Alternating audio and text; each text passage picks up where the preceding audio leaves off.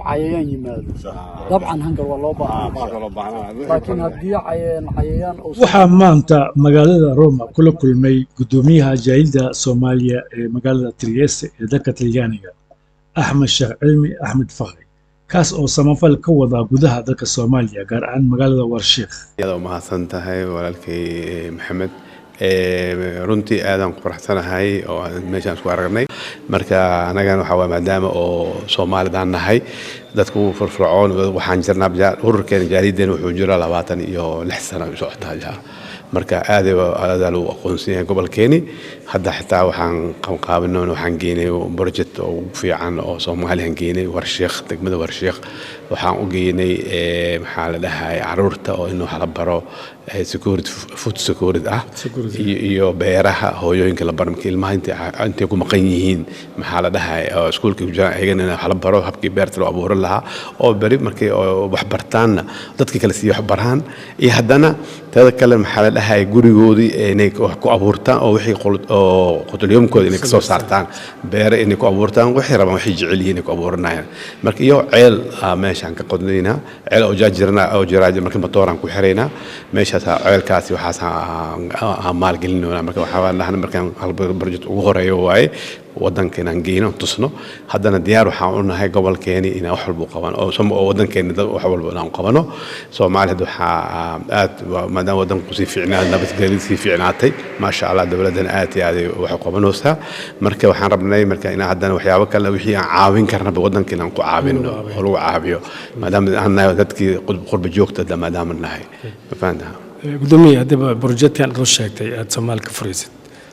yaa gacan kaga siiyay yaa ku kaalminayo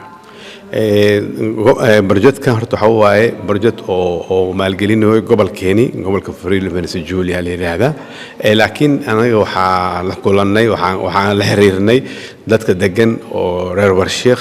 marka waxaan qabnaa laba partnership oo Soomaali joogan ayaga la wada shaqeynona marka ayaga la wada shaqeynina marka anaga koran ka maamulna ayagana meesha maamulkii hawshan ayaga qabanay jaaliyadda Soomaaliya adiga maanta gudoomiyaha oo jooga Trieste maxay qabtaan jaaliyaddeena wax badan ay qabtaan marka hore waqtigii sanadihii uu 9 markii oo dagaalka dhacay dadkii wax qabteen dadkeeni oo aad u caawiyeen oo dadkii soo qaxay dagaalka soo qaxay turjumaad la dhaho hadii xabiisada loo raacay sharciina loo doodo wax badan aan qabanay marka haddana maxaa hadda maadaama Soomaalidu oo yaraatay gobolkeena waa gobol oo xogaa oo meel fog waay ma si Rome oo kala ma oo Soomaaliya buuxaan laakiin intii Soomaali joogi jireen imagine mar walba diyaaraan wax walba aan qaban jirnay haddana waxaan ku xirannaa caruurteeni diintii la barayo quraankii si wax u bartaan iyo jaaliyaddu wax loo aasaasay taas ka mid ah markii la aasaasay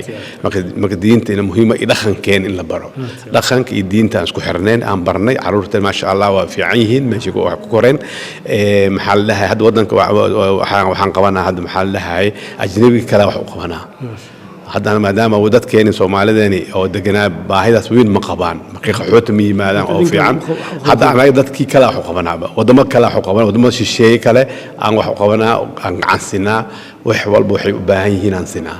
marka taas awgeeda marka haddana waxaan rajaynaynaa hadda waxaan qabanqaabinaynaa shir weyn muhiim ah kana inta faa'iideysanayna ku sheego shir muhiim ah oo aan ka shaqeeyo oo aan soo